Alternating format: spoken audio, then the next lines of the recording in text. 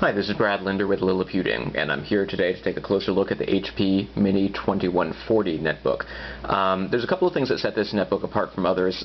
One thing that I want to focus on first is the display resolution, which is 16 to 9 aspect ratio, which is great if you want to play widescreen video, but it does mean that you don't have quite as many pixels on the bottom of the screen or top of the screen as you would on some other netbooks. In other words, you have a 1024 by 576 display resolution on this netbook as opposed to something like the ASUS EPC 1000H, which has a 1024 by 600.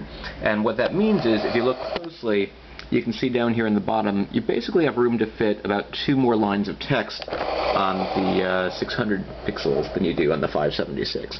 So that's one thing that you might want to be a little bit concerned about if you need as much screen real estate as possible.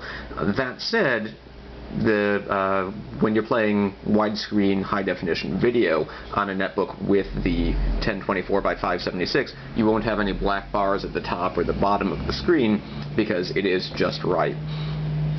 Another thing I wanted to point out here while we've got the two computers out is it's a little bit hard to tell because of this camera, but the display, even when it is dimmest, is pretty bright compared with something like the EPC 1000HE, which definitely gets significantly dimmer, but doesn't quite get as bright. And like I said, it's a little bit hard to tell that, but if you look at the whites on the two computers, it's definitely brighter over here on the HP. I believe when it gets all the way bright, the colors start to look a little bit washed out, but there you go. So let's focus in on the HP for a second here. And there's a few things that I wanted to point out. This is definitely more of a premium quality machine. The prices start at $449, which is pretty good for a laptop computer, but kind of expensive for a netbook for a starting price. And the prices do definitely go up as much as a couple $100s more, depending on the configurations you want. So what you get for the money, though, are a couple of premium features, including one of the nicest keyboards that you'll find on a netbook. The keys are nice and wide. You've got a full-size shift key here on the side, on the right side, as well as one on the left side. You've got your up and down arrows here, so there's no confusion of whether you're hitting the control, the shift, the up, the down. It's all pretty easy to find the buttons that you're looking for here. And the keyboard does go pretty much right to the edges. The touchpad is not necessarily the nicest touchpad that we've seen. It's kind of squat, but it's long, and you do have a lot of room to move the mouse around. The keys are on the left and right side here, the mouse buttons, instead of being underneath it. And it's not a multi-touch touchpad. Instead, what you'll see is there's a little bit of a line here that you can use to scroll. And I'll show you a little scrolling action here. Another thing that differentiates this from some of the cheaper netbooks in the HP line are this little button here that toggles the touchpad on and off is not constantly lit, whereas on the HP Mini 1000 it is, which can be a little bit annoying. Now you'll also notice that you've got a sort of sturdier build quality here. It's a magnesium alloy case, and on the side you'll see that there are stainless steel hinges. So this is a very sturdy machine overall.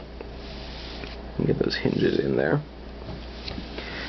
And in terms of the keys themselves, there's a little bit of a coating on them to protect the finish, and it's a spill-resistant keyboard as well, which is a nice additional feature. HP also has an accelerometer in here, which will, and you can maybe see here, there's a little drive guard icon,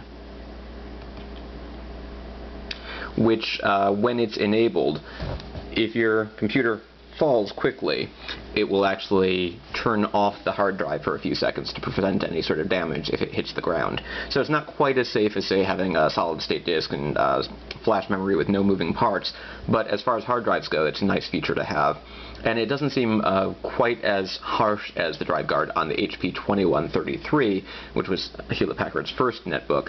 On that one, I noticed that if you just sort of shook it a little bit, you couldn't use the computer for a few seconds because everything would lock up. That doesn't seem to be the case here. Another feature that the HP has is an express card slot here, which is something that you don't find on a lot of netbooks. So you can add some external components that take express cards.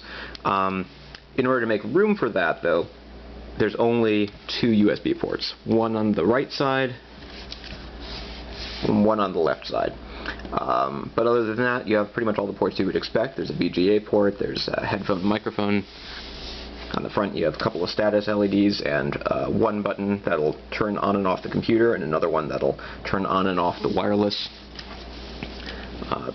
Beneath the express card slot is a SD card slot, and you've got an Ethernet jack, power jack, and a lock cable.